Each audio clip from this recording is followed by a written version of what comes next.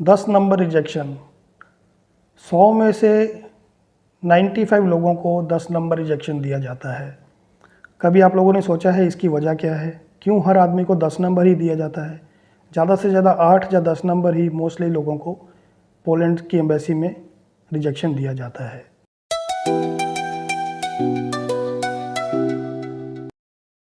तो हेलो दोस्तों, स्वागत है आप सब लोगों का आपके अपने channel A to Z Poland visa में। आज का जो हमारा टॉपिक है वो 10 नंबर रिजेक्शन। पोलैंड एम्बेसी में जब आप वीज़ा की इंटरव्यू देते हैं, उसके बाद रिज़ल्ट की वेट करते हैं, तो मोस्टली केसेस में 10 नंबर रिजेक्शन ही दिया जाता है। आज हम लोग उसके बारे में बात करेंगे, ये क्यों होता है और इससे कैसे बचा जाए। उससे पहले अगर आप हमारे चैनल पर नए हैं तो चैनल को सब्सक्राइब कीजिए और बेल आइकन को दबाना मत भूलिए। तो चलिए स्टार्ट करते हैं। एम्बेसी इंटरव्यू में जब आप लोग जाते हैं अपनी फ़ाइल लेके, उसमें आपके जितने भी डॉक्यूमेंट्स होते हैं मोस्टली ओरिजिनल होते हैं। आपका वर्क परमिट ओरिजिनल होएगा, क्योंकि आपका वर्क परमिट रजिस्टर होने के बाद में ही आपको एम्बेसी का अपॉइंटमेंट मिला है। अगर वो फेक होता तो आपको आपका जो अपॉइंटमेंट ही नहीं मिलता। वर्क परमिट आपका ओरिजिनल है, आपने अपनी तरफ से जितने डॉक्यूमेंट लगाए हैं सब ओरिजिनल हैं, आपका बैंक स्टेटमेंट भी है आपके पास, लेकिन फिर भी 10 नंबर रिफ्यूज़ल आपको दिया जाता है। 10 नंबर रिफ्यूज़ल मोस्टली इसलिए देते हैं एम्बेसी क्योंकि उनको डाउट होता है कि आप पोलैंड जाएंगे लेकिन पोलैंड से वापस नहीं आएंगे, जहाँ फिर उनको डाउट होता है कि आप पोलैंड जाकर किसी दूसरी कंट्री में मूव हो जाएंगे। तो इस चीज़ को जो जस्टिफाई करना बहुत मुश्किल है। एम्बेसडर को पूरी तरीके से यकीन दिलाना पड़ता है आपको कि आप जेन्युइन हैं, आपके जो डॉक्यूमेंट्स हैं वो 100% जेन्युइन होने चाहिए। अब उसमें डॉक्यूमेंट्स आपने क्या क्या लगाने हैं वो ऑलरेडी मैं एक वीडियो में बता चुका हूँ।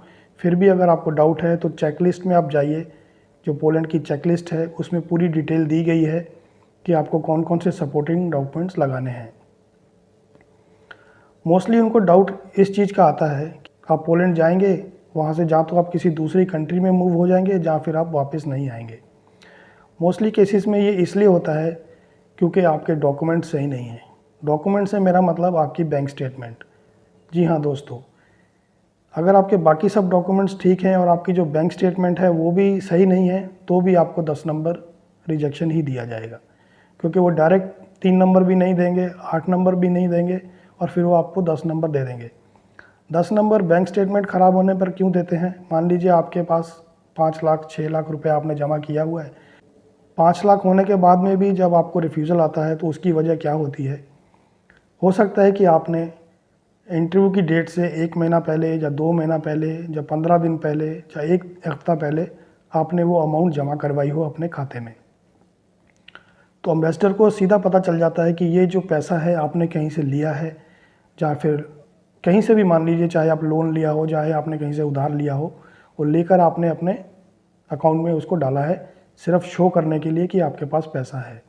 तो ये एक बहुत बड़ा फ्रॉड माना जाता है कि आपने कहीं से पैसा लेके, क्योंकि जब आपकी बैंक स्टेटमेंट वो लोग चेक करेंगे, पीछे की जो आपकी ट्रांजैक्शन होंगी, ठीक है, उसमें तो ट्रांजैक्शन 10,000 15,000 जहाँ 50,000 भी मान लीजिए महीने का हो रहा है, तो 10 दिन पहले 2 लाख रुपए आपको कहाँ से मिल गया? ऐसी कौन सा आप काम कर रहे हैं कि आपको एकदम से सैलरी है जो 2 लाख रुपया मिल गई है? तो ये एक बहुत बड़ा पॉइंट होता है। आप जब भी अपनी बैंक स्टेटमेंट बनाएं उसको अच्छे तरीके से मेंटेन कीजिए। मैं हर वीडियो में मोस्टली बोल चुका हूँ कि आपका जो बैंक स्टेटमेंट है वो बहुत अच्छा होना चाहिए। जिस दिन आपका प्रोसेस स्टार्ट होता है उसी दिन से आप अपना बैंक स्टेटमेंट प्रिपेयर करना स्टार्ट कीजिए। 10-10 हज़ार उसमें जमा करते रहिए। बैंक स्टेटमेंट के रिलेटेड मैंने ऑलरेडी वीडियो बनाया हुआ है, आप लोग जाके देख सकते हैं। मान लीजिए आपको 10 नंबर का रिजेक्शन मिल गया है और आप चाहते हैं कि मैं दोबारा अपील करूं। मैं अपने एक्सपीरियंस से बताता हूं, जहां आपने जो नॉलेज के हिसाब से अगर मैं आपको बताऊं कि अगर आप अपील करेंगे तो उसका कोई फ़ायदा नहीं होएगा। वो सिर्फ आपका टाइम वेस्ट और पैसा ही वेस्ट होएगा, क्योंकि एम्बेसडर जब एक बार डिसीज़न ले लेता है तो उसको फिर वो बहुत ही मुश्किल, बहुत ही रेयर केस में वो बदलता है, नहीं तो बहुत मुश्किल चांस है। अगर फिर भी आपको अपील करना है तो उसके लिए आपको डॉक्यूमेंट्स चाहिए। आपकी कंपनी से जो पोलैंड में है उनको बोलिए आपको एक गारंटी लेटर दोबारा से दें। एक मेल करें एम्बेसी में कि वो कंपनी, वो एम्प्लॉयर आपकी फुल रिस्पॉन्सिबिलिटी लेता है, आप कहीं आगे नहीं भागेंगे और आपका वर्क परमिट और आपका वीज़ा पूरा होने के बाद आप वापस अपनी कंट्री में जाएंगे। इस चीज़ की जिम्मेवारी अगर वो एम्प्लॉयर लेता है तो हो सकता है आपका चांस बन जाए, अपील करने के बाद आपको वीज़ा दे दिया जाए। बाकी दूसरा डॉक्यूमेंट्स आप लगा सकते हैं, जैसे आपके टाई अप्स हैं, आपकी फैमिली के साथ उसका कुछ प्रूफ लगा सकते हैं। अगर आप मैरिड हैं तो मैरिड सर्टिफिकेट लगा दीजिए। बच्चों के कोई डॉक्यूमेंट्स, अगर आप मैरिड हैं, बच्चे हैं आपके, तो आप बच्चों के कुछ डॉक्यूमेंट्स साथ में लगा दीजिए। हो सकता है कि इन सब को देख कर वो मान जाए कि हाँ इसके टाई अप्स हैं और ये वापस आएगा। इन सब चीज़ों में जब आप एप्लीकेशन करते हैं, आपकी फ़ाइल में जो कवर लेटर है वो बहुत बड़ी भूमिका निभाता है। मैंने पहले भी कहा है कि आप कवर लेटर हमेशा लगाइए जब भी आप एम्बेसी जाते हैं, क्योंकि एम्बेसडर जो है वो पहले कवर लेटर देखेगा कि आपके कवर लेटर में क्या लिखा है।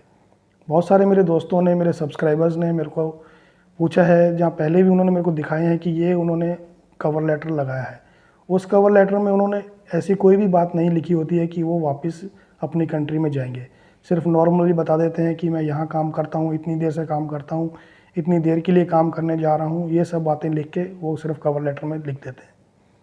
कवर लेटर में आपको एक रीज़न ऐसा लिखना है कि आप वापस कंट्री आएंगे, बिना वापस आए आपका गुजारा नहीं है। ऐसी कुछ बातें आपको आपके कवर लेटर में लिखनी पड़ेंगी, तभी वो एम्बेसडर आपके ऊपर ट्रस्ट करेगा, नहीं तो नहीं तो फिर आपको 10 नंबर रिजेक्शन 100% मिलेगा।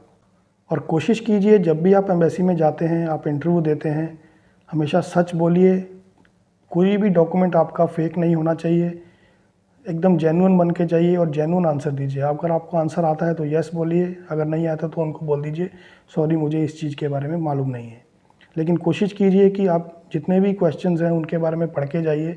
मैंने ऑलरेडी वीडियो बनाया हुआ है, 2 वीडियोज़ मेरा पड़ा हुआ है, जिसमें आप देख सकते हैं कि इंटरव्यू क्वेश्चन कौन कौन से होते हैं। उनको देखिए, उनकी तैयारी कीजिए। और भी बहुत सारे चैनल्स हैं, आप वहाँ पे जाके भी देख सकते हैं कि पोलैंड एम्बेसी में कौन कौन से क्वेश्चन पूछे जा सकते हैं। इंटरव्यू पास करने के लिए सबसे मेन है आपके डॉक्यूमेंट्स और आपका जो फिज़िकल इंटरव्यू आप देते हैं वो। अगर आपके डॉक्यूमेंट सही हैं, बाकी सब कुछ आपका फिज़िकली आप आंसर कैसे देते हैं वो बहुत डिपेंड करता है। जितने भी नए लोग हैं पोलैंड के लिए एप्लीकेशन करना चाहते हैं, मेरा उन लोगों को हमेशा यही सलाह रहती है कि आप पोलैंड के लिए अप्लाई मत कीजिए, थोड़ा देर रुकिए, किसी और कंट्री का आप लोग अप्लाई कर सकते हैं। स्लोवेनिया का देख लीजिए। स्लोवेनिया एक बहुत अच्छी कंट्री है जिसका प्रोसेस बहुत ईजी है। 5 से 6 महीने के अंदर अंदर आपको TRC कार्ड इंडिया में बैठे बैठे मिल जाता है। तो दोस्तों ये था 10 नंबर रिजेक्शन आने का क्या रीज़न होते हैं और उनमें आपको क्या क्या डॉक्यूमेंट लगाने हैं अगर अपील करने जा रहे हैं। आज हम लोगों ने उस चीज़ के बारे में बात की है। तो दोस्तों आज की वीडियो में इतना ही था। मिलेंगे नेक्स्ट वीडियो में, तब तक के लिए थैंक यू वेरी मच। अगर आप हमारे चैनल पर नए हैं तो चैनल को सब्सक्राइब कीजिए और बेल आइकन को दबाना मत भूलिए। Good bye.